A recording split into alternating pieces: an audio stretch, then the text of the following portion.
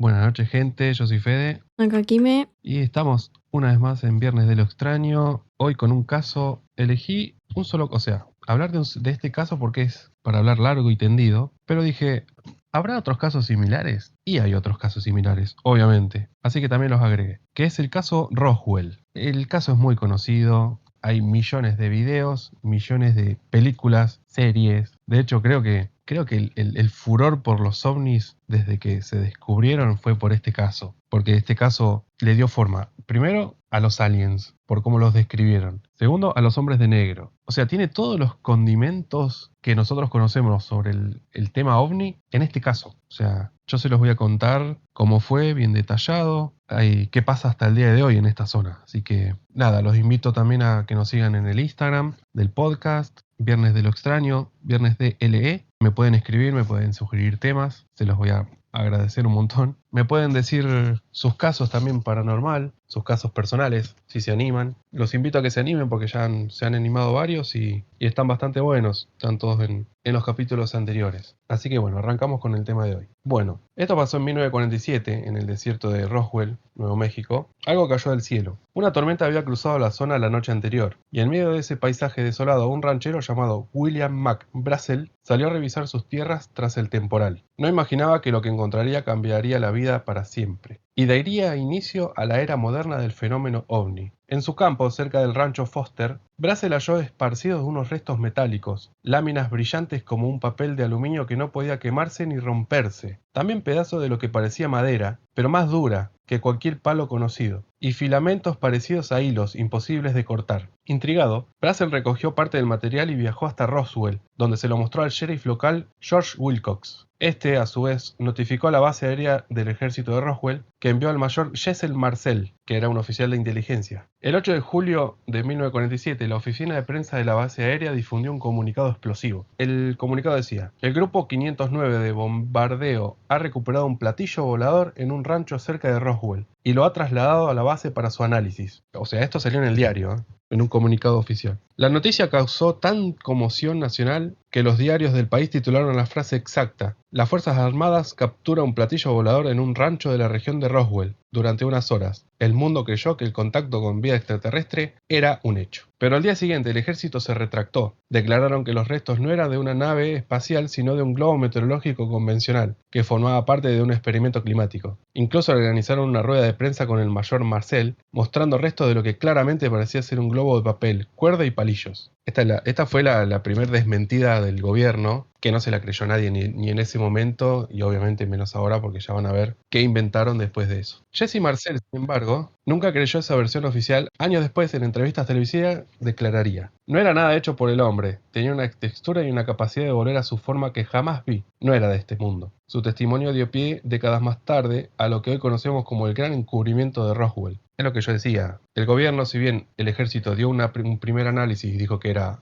algo extraño, era un ovni, al otro día llegó la orden: no, desmiéntame esto porque está haciendo un escándalo. Y bueno, se tuvieron que retractar, obviamente. Saludo al chat de hoy, pueden escribir, pueden comentar si conocen detalles de este caso. Los que nos escuchan desde YouTube o Spotify, los invito los viernes, generalmente los estamos haciendo ahora 10:30 de la noche, más o menos, 11 menos cuarto. Más o menos. Sí, todos los viernes estamos en el canal de Twitch de Quimeralas. Si se quieren pasar en vivo, porque esto lo hacemos en vivo, perdonen mis desprolijidades a veces. Así que bueno. Bueno, otros testigos comenzaron a hablar. El oficial Walter Hunt, quien redactó el primer comunicado del platillo, confesó antes de morir que el gobierno le ordenó mentir. Dijo haber visto con sus propios ojos restos de una nave con inscripciones imposibles de entender, cuerpos pequeños delgados de cabeza grande que fueron retirados bajo estricta vigilancia militar. O sea, acuérdense que también en este caso se encontraron extraterrestres, vivos. Bueno, uno vivo, dos muertos. Henderson dijo: no eran humanos, tenían ojos enormes, piel grisácea y no pesaban casi nada. Eran los típicos grises, vieron los petecitos que son cabezones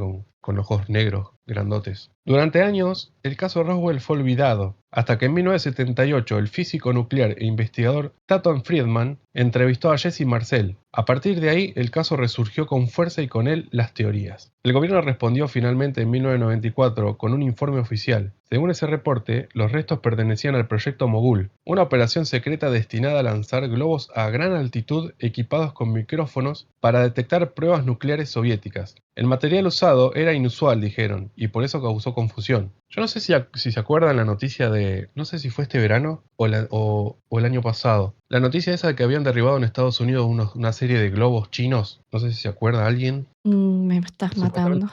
entre Estados Unidos y Canadá hubo una serie de avistamientos de globos, que obviamente los derribaron, eran globos supuestamente chinos, y supuestamente sería una respuesta a este proyecto que se llama el Proyecto Mogul, que lanzó Estados Unidos con unos globos espías que pueden estar muy altos, entonces pueden espiar afuera de los radares. Bueno, China inventó esto, como este Proyecto Mogul, entre comillas. Yo no me acuerdo si fue este verano o el anterior, disculpen, después de pandemia se me mezclan los años. Y bueno, derribaron un par, eso fue todo muy confuso, decían que apareció uno acá, uno allá, hubo como un caos ahí en Estados Unidos y Canadá, pero bueno, fueron todos derribados y sí, eran totalmente terrestre todo y aparentemente era parte de este proyecto Mogul de China. Bueno, y sobre los cuerpos, en 1997, otro informe explicó que posiblemente se trataba de maniquíes utilizados en pruebas de caídas desde gran altitud. Maniquíes que por alguna razón la gente habría confundido con extraterrestres, pero los testigos no estaban convencidos. O sea, como ven, cada explicación que quería dar el gobierno y el ejército era cada vez más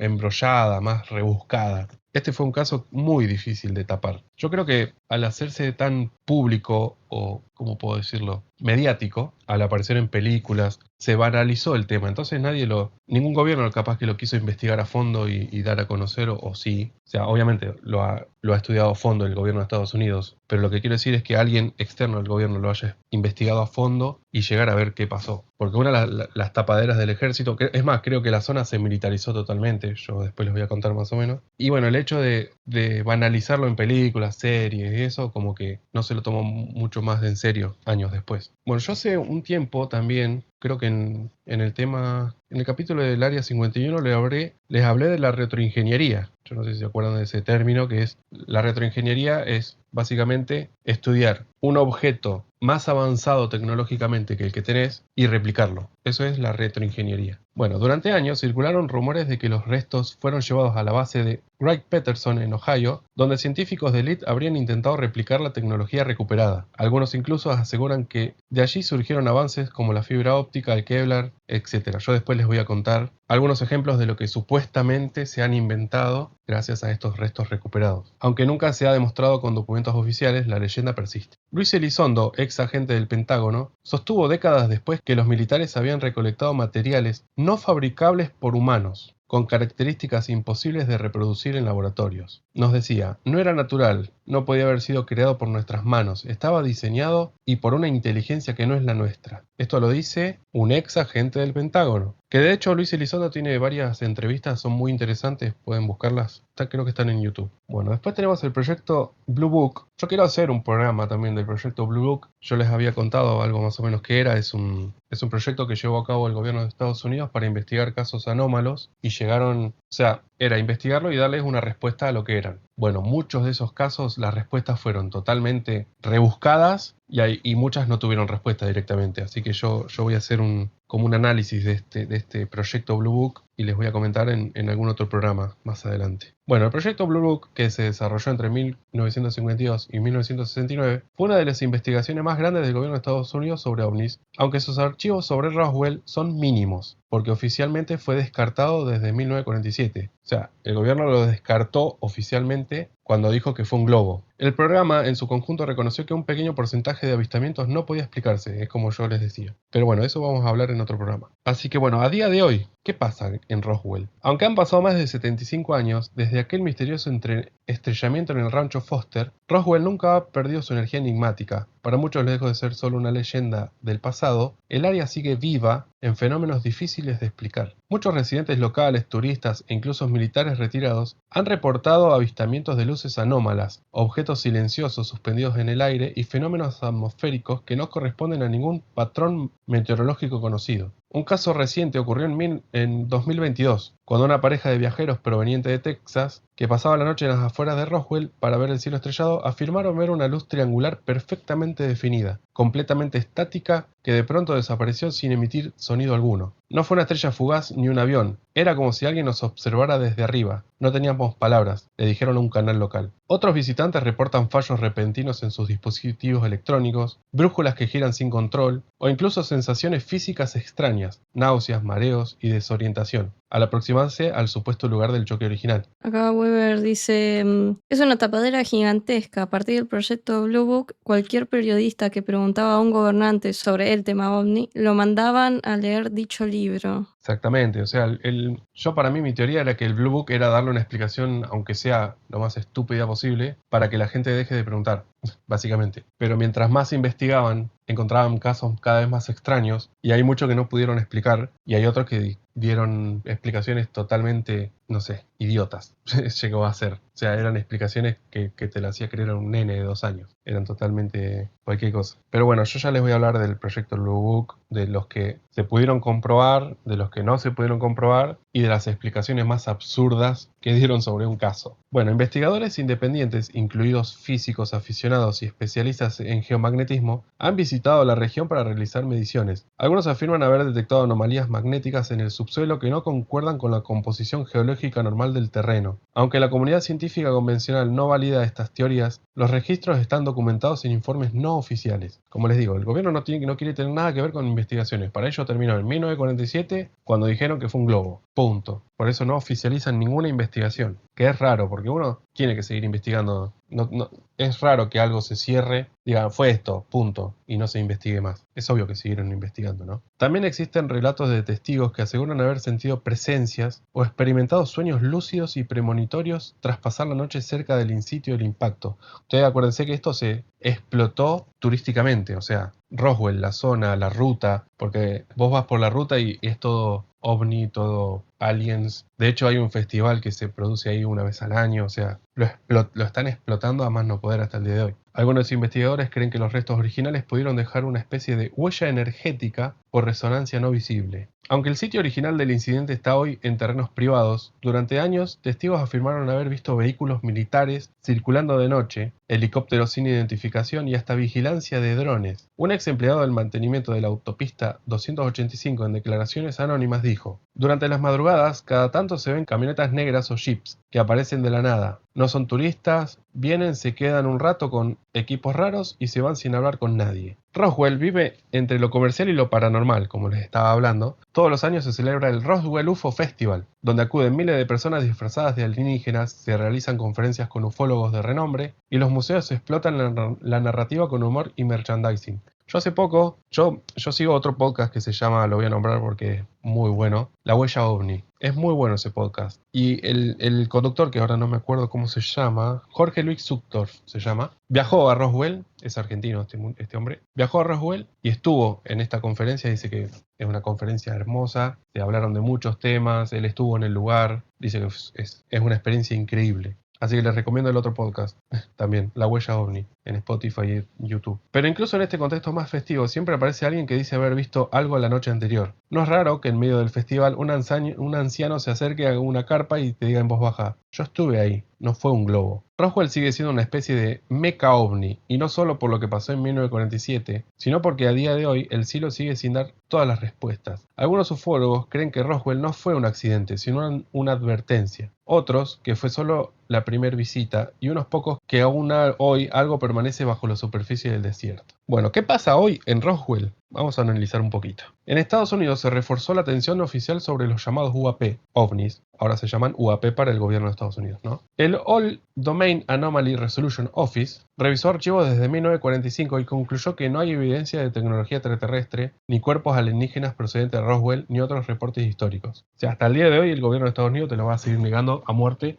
pero bueno, ya vieron que también negaban el Área 51 y lo terminaron aceptando en 2013, ¿no? En 2022, Pentágono asignó a Sean Kirkpatrick investigar supuestas tecnologías recogidas en Roswell. Resultó que lo que probaron en Lockheed Martin era un metal de origen terrestre, posiblemente de la Segunda Guerra Mundial. El informe final de 2023 descartó que Estados Unidos poseyera materiales alienígenas reales. Obviamente no lo van a aceptar, ¿no? Estamos de acuerdo. Bueno, en junio de 2025 salió a la luz un memo fotografiado en 1947 por el general Ramey, donde parecería leerse la frase Victims of the Wreck, víctimas del accidente. Esto reabre el debate, obviamente. Algunos ufólogos sostienen que contradice totalmente la explicación del globo meteorológico. Esto es muy reciente. Este memo que se filtró del general Ramey es muy reciente. Yo lo voy a investigar más adelante porque recién está saliendo la info. Veremos a dónde lleva. De hecho, creo que ni siquiera está la foto publicada todavía. Walter Haut, autor del comunicado original, dejó un testimonio póstumo que fue revelado por su hija. En su declaración sellada, afirma haber visto la nave, los cuerpos, describiéndolo la nave como un objeto en forma de huevo de unos 8 metros y varias entidades pequeñas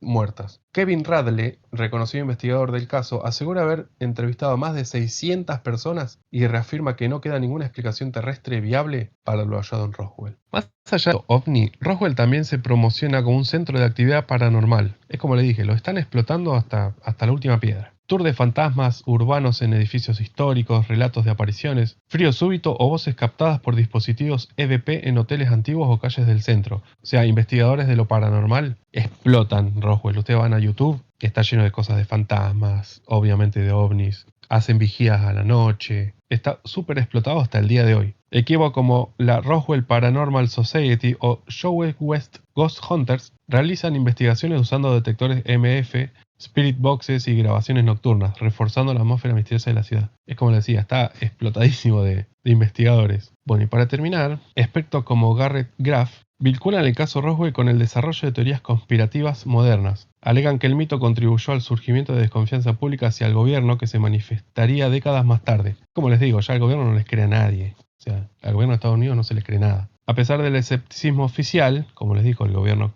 niega todo, figuras como Luis Elizondo y Daniel Grush han mantenido que existen recopilación de materiales supuestamente no humanos por parte del gobierno, lo que ha impulsado audiencias en el Congreso y un debate público sobre transparencia en fenómenos UAP. Esto es lo que yo hoy les traje sobre el caso Roswell y me tomé el atrevimiento de buscar casos similares en el mundo. Yo dije, tiene que haber, y lo hay. Los hay, y encontré 2 en Argentina, y uno casualmente fue cerca de mi ciudad, Bahía Blanca. Bueno, como les decía, estuve investigando otros casos similares a Roswell, y encontré el primero. Este pasó en Canadá, era la noche del 4 de octubre de 1967, cuando varios testigos en el pequeño pueblo pesquero de Shank Arbour, en Nueva Escocia, vieron luces ámbar descendiendo hacia el océano. Algunos aseguraban que se trataba de un avión estrellado, pero lo que siguió fue aún más desconcertante. Al llegar, los rescatistas no encontraron restos de avión, solo una gran espuma amarillenta flotando sobre las aguas. La Real Policía Montada de Canadá y la Guardia Costera iniciaron una búsqueda intensa. Días después, buzos de la Armada reportaron haber detectado un objeto sólido y metálico sumergido, pero, como suele pasar, el informe fue clasificado. Años después, un informante retirado afirmó que 2 objetos submarinos no identificados se habrían desplazado por el fondo marino durante varios días, vigilados por submarinos estadounidenses y canadienses. Cuando se pidió acceso a los archivos, muchos ya habían desaparecido. Este caso pasó en Canadá, en 1967. De hecho, en los 60 fue un oleaje tremendo. Acá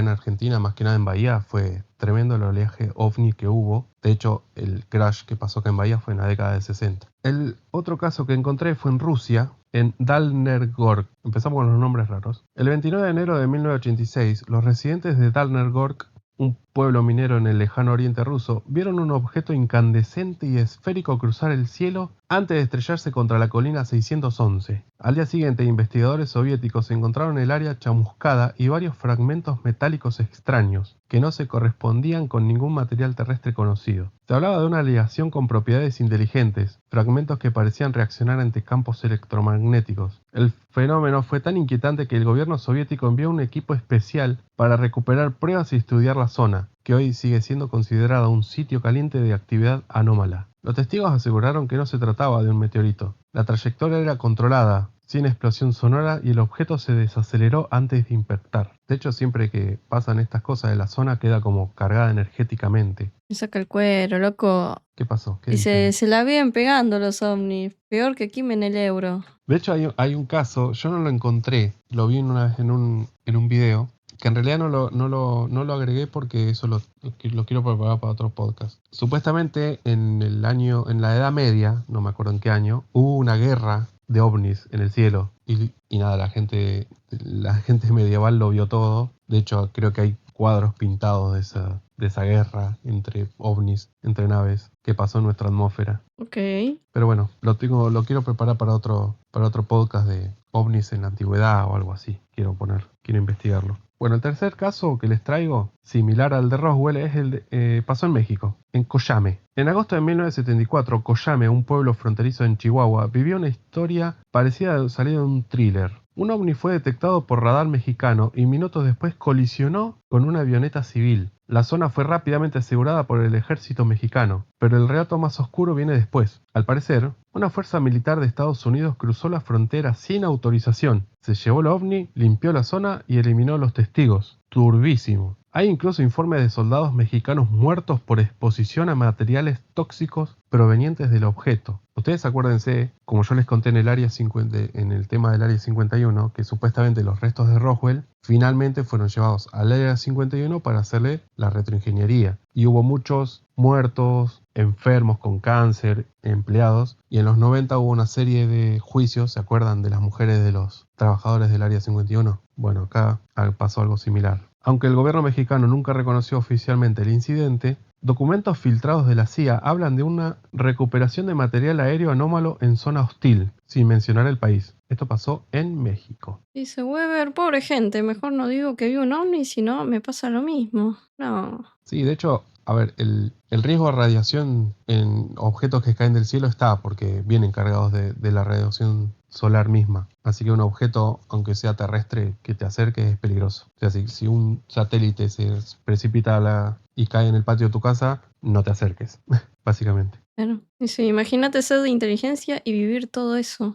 Bueno, y encontré un caso en Argentina, en realidad dos, porque uno pasó en Bahía Blanca, pero este que pasó en Salta. El 17 de agosto de 1995, algo explotó en el cielo sobre la cordillera del Cóndor, en Salta, cerca del límite con Chile. Los pobladores reportaron un estruendo ensordecedor, sacudidas en el suelo y una gran columna de humo. Algunos pastores aseguraban haber visto una luz metálica cayendo en picada desde el cielo. Durante semanas la zona fue patrullada por el ejército argentino. Helicópteros sobrevolaban constantemente y no se permitía el paso de civiles. Un grupo de geólogos que logró acercarse por caminos alternativos encontró un cráter reciente y tierra quemada, pero cuando notificaron a las autoridades fueron retirados del lugar. Yo quiero agregar algo que acá no lo puse. Se dice que vino un avión de Estados Unidos, de la NASA, en el 95 a recuperar supuestamente estos materiales que encontraron en esta zona del crash. Hay pruebas de eso. Sephora lo investigó y sí, hay un registro de que un avión de la NASA aterrizó en Ezeiza y después se fue. Ojo con ese dato. El incidente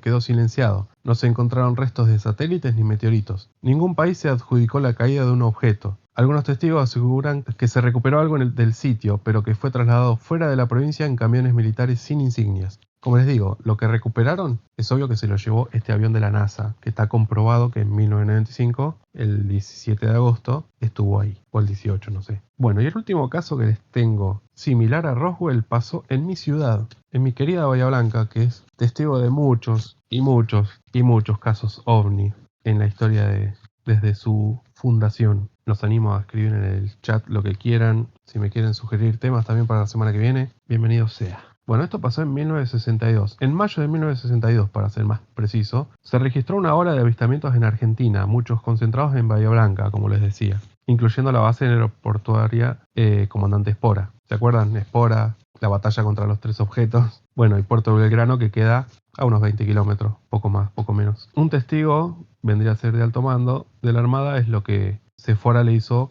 Sephora es la entidad que se encarga entidad civil, que se encarga de estudiar todos estos fenómenos ovni acá en Argentina. Y bueno, acá yo encontré el extracto periodístico y se los voy a leer. Corría el mes de mayo de 1962. El país atravesaba turbulencias políticas y en la base militar el clima era denso, pero nada podría haber preparado a los oficiales de guardia en Puerto Belgrano para lo que sucedería una noche cerca del 22 de mayo. Según diversos testimonios recopilados décadas después por el investigador Jorge Suárez y la organización Sephora, una luz metálica cruzó el cielo sobre la base, zigzagueando a velocidades imposibles, no hacía ruido de motor, no tenía alas visibles y parecía moverse con una lógica propia, desafiando las leyes de la aerodinámica. Fue entonces cuando se escuchó un estruendo seco, como una explosión controlada. La tierra tembló y al amanecer una zona cercana a la base había sido aislada por completo por personal armado, sin que se emitiera comunicado alguno. Nadie entraba, nadie salía. Las versiones no oficiales, transmitidas por antiguos militares bajo reserva de identidad, afirman que la nave fue recuperada parcialmente intacta. Y aún más, que habían restos biológicos no humanos, que fueron recolectados por un equipo de la Marina y trasladados fuera del país, supuestamente con asistencia extranjera. La operación se realizó con un nivel de secretismo inédito, según los testigos, que describen vehículos sin insignias, cobertura total de prensa y amenazas de corte marcial si alguien hablaba. Algunos aseguran que el objeto fue llevado en camiones hacia la base aérea de Tandil y luego posiblemente al exterior. Décadas después, gracias a documentos desclasificados de la CIA y el FBI, se supo que Bahía Blanca era vigilada por radares estadounidenses en 1961. Miren hasta dónde llegamos. Por razones geoestratégicas, entre comillas. En uno de esos documentos aparece una mención críptica a un incidente aéreo no convencional en la región durante la misma semana del suceso. A esto se suman los reportes de personal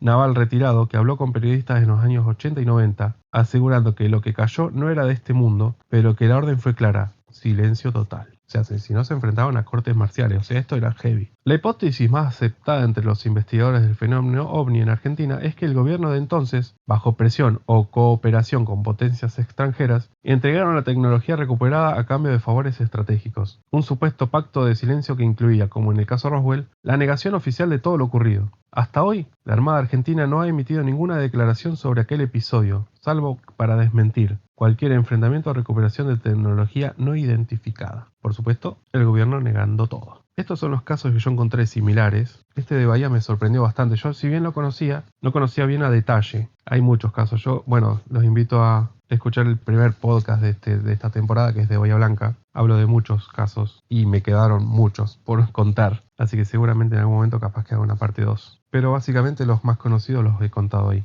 Muy bien. Sí, Bahía fue blanco de muchos casos OVNI hasta el día de hoy, la verdad. De hecho, el último caso OVNI en Argentina que tomó mucha atención mediática fue el enfrentamiento de la base Espora, acá enfrente de mi casa, literalmente.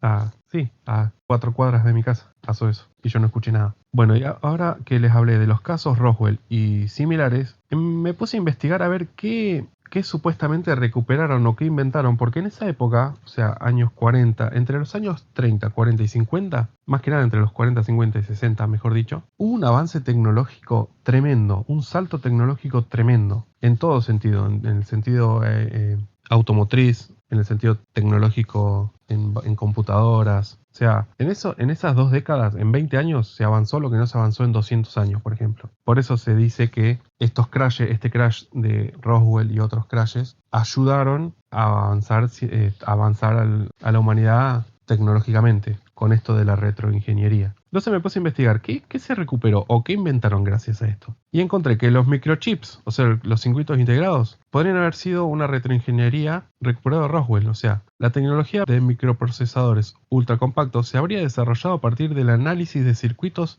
alienígenas encontrados en las naves estrelladas en Roswell. Dato curioso, el microchip fue patentado en 1959, poco más de una década después del incidente de Roswell. Otra cosa fue la fibra óptica, derivada del estudio de filamentos de transmisión lumínica encontrados en la nave de Roswell, supuestamente eran capaces de transmitir información a gran velocidad. La fibra óptica fue desarrollada a fines de los años 60. También en lo que, como les digo, estos entre los 40, 50 y 60, fue un avance tremendo. También los materiales con memoria de forma. En Roswell se habrían recuperado un metal, entre comillas, que podía doblarse y volver a su forma original sin arrugarse ni romperse. Esto se parece a las actuales aleaciones con memoria de forma como el nitinol, que fue desarrollado en los años 60. Otro de los inventos que supuestamente sacaron de estas naves es los visores de visión nocturna, recuperados o inspirados en lentes o dispositivos oculares encontrados en seres extraterrestres. La tecnología de visión nocturna comenzó a popularizarse durante la Guerra de Vietnam en los años 60 o 70, aunque se habría desarrollado previamente, obviamente. Otra tecnología es la tecnología láser. Basada en sistemas de guía o defensa de las naves, se dice que el rayo láser como arma o herramienta fue una adaptación humana de sistemas alienígenas. El primer láser funcional fue creado en 1960. Van notando, ¿no? Los años de las invenciones. Acá Weber tira el transistor. ¿De dónde apareció? Ahora Ahí vamos a va. llegar al transistor. Y tiró la de los discos láser.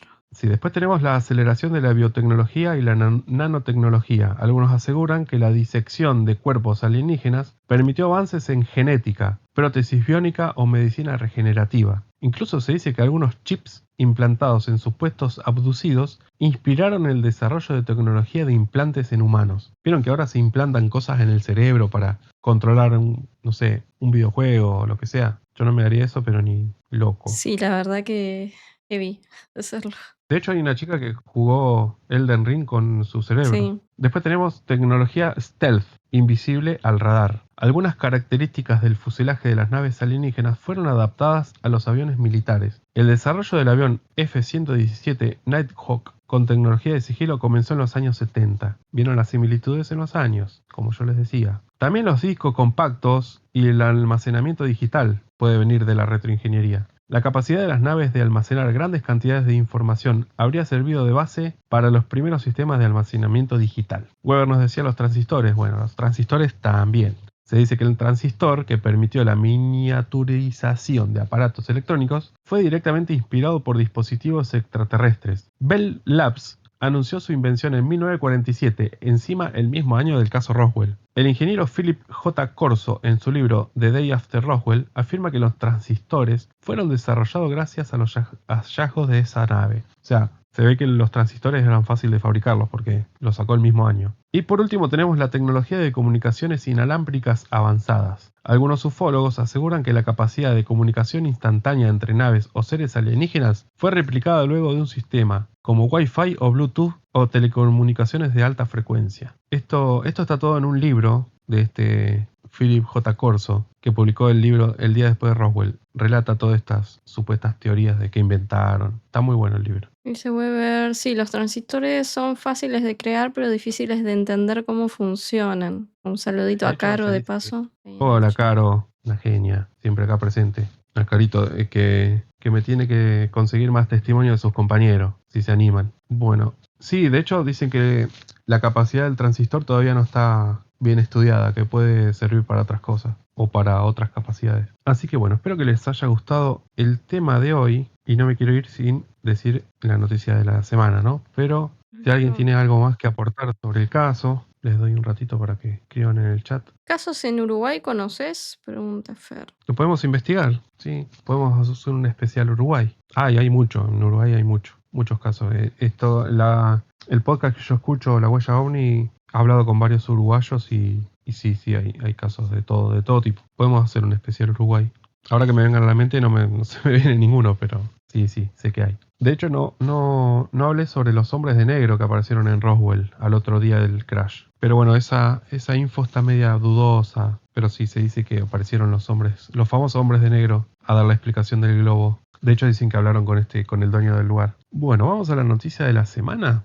Antes de otra noticia, les quiero contar que tenemos Instagram, que me pueden escribir ahí a Viernes de lo Extraño en el buscador. Me pueden escribir sugiriendo temas. Si tienen su historia paranormal, me la pueden contar en audio, escrita. Podemos hacerle una entrevista también si se animan acá en vivo. Acá en el chat está presente Caro, que me ha mandado un montón de casos personales y de conocidos, así que les sigo agradeciendo que me siga trayendo material. Así que los animo a contarnos. Y bueno, ahí también estamos publicando los diferentes reels que Belu va editando. Bueno, la noticia de la semana. Bien. ¿Y si te dijera que un día duró menos de lo que debería?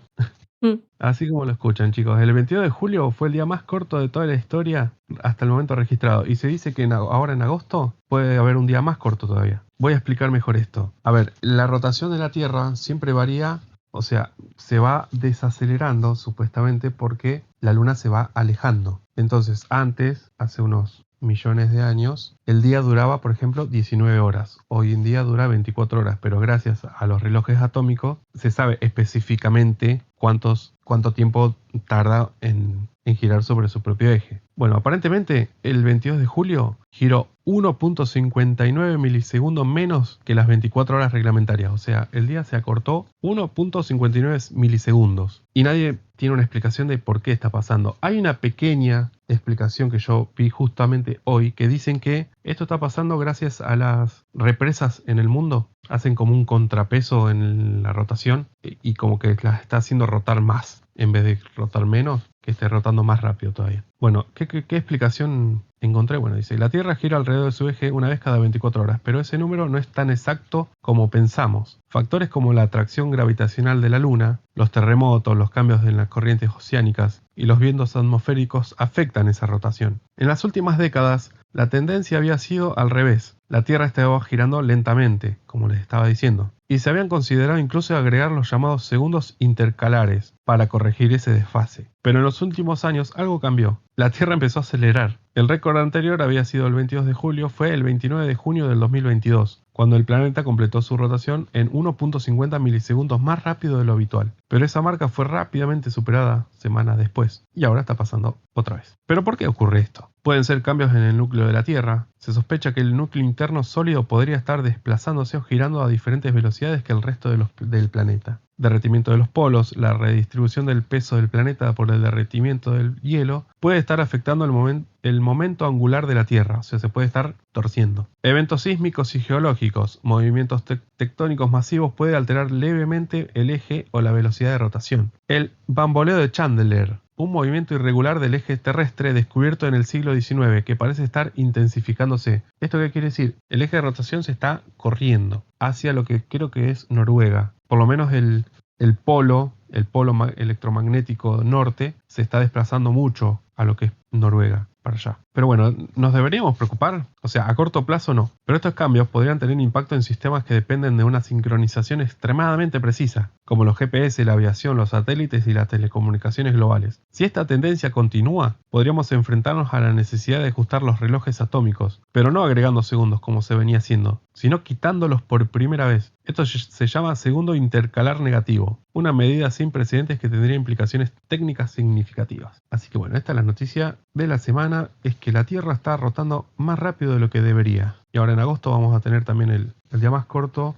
en la historia desde que se tiene registro. Sí, porque obviamente hace millones y millones de años la Tierra giraba mucho más rápido, pero no se tenía un registro de cuánto precisamente. Así que bueno, hasta acá el podcast de hoy. No sé si en el chat han dicho algo. No. Bueno, quiero mandarle un saludo a todos los que nos escuchan siempre, sea en YouTube, en Spotify, acá en vivo. Vayan a seguirnos en redes, a Quimeralas, a mí en Viernes de lo Extraño. Nos pueden escribir a cualquiera de los dos, sugiéranme temas, así vamos alimentando el podcast y lo vamos haciendo durar en el tiempo. Y también quiero que me empiecen a contar sus experiencias paranormales también, que hace rato que no viene no se anima ninguno acá que lo entrevistemos.